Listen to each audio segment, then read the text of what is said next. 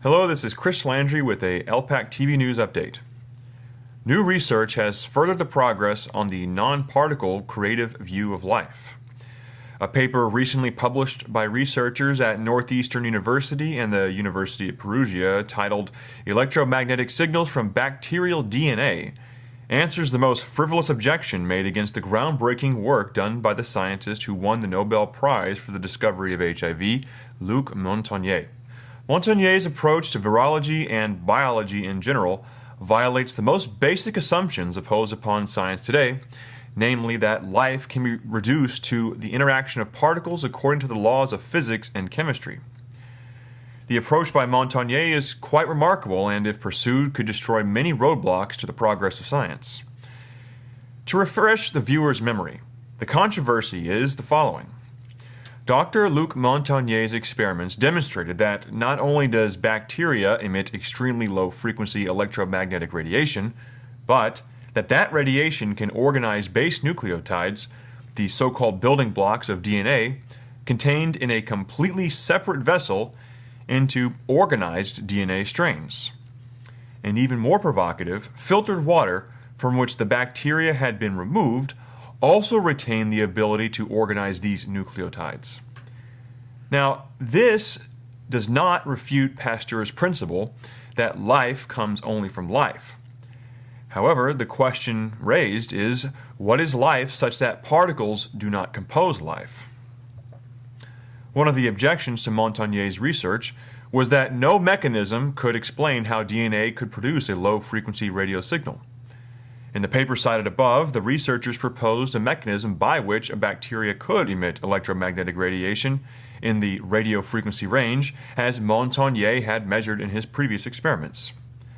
In the introduction to that paper, they state that in two recent and important experiments, it was shown that bacterial DNA macromolecules radiate electromagnetic signals which were monitored employing the voltage across an inductive pickup coil. The bacterial DNA within water was located in a test tube. The pickup coil was constructed with wires wrapped around the tube. Our purpose is to theoretically discuss the biophysical sources of these electromagnetic signals. The sources are argued to be due to electronic transitions between energy levels of electrons moving around the bacterial DNA loops. The particular mechanism discussed in this paper, however, is less important than the fact that this paper has generated widespread ferment over the more profound implications of Montagnier's work, which some try to brush aside at the outset of the investigation by simply stating that there was no way that bacteria could emit radio waves. Now, as some are admitting, those who tried to brush aside Montagnier's work based on that criticism will be forced to look more deeply at his work. His experiments actually force the acknowledgement of a true paradox, since it is assumed that biological reactions are a result of molecular, that is, particle interactions, and demonstrating that electromagnetic signals were being employed as a non-particle organizing principle enabled by life, Montagnier was challenging the fundamental conceptions in chemistry, physics, and biology. However, after publishing his results in 2009, the worthy pursuit of these questions was suppressed and rejected. These investigations only begin to scratch the surface on bacterial communication, leading to fundamental questions about what the study of living processes can tell us about the nature of electromagnetic radiation. For example, what kind of biological information is conveyed by the radio frequency emissions?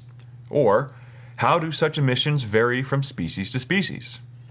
And what influence might external sources of electromagnetic radiation, including those from beyond the Earth, have on the functioning of such microorganisms? Further, is this wireless form of communication somehow related to the recently discovered ability of bacteria to form electronically conductive nanowires for apparent communication amongst themselves? It suffices to say that the only way possible that mankind can survive the current immediate galactic crisis threatening our species is to realize that the very substance of the universe that surrounds all does in fact express the very same creativity that we find in life, and most importantly, within ourselves. That's all we have for now. Stay tuned for the World in Review. This is Chris Landry, and we'll see you later.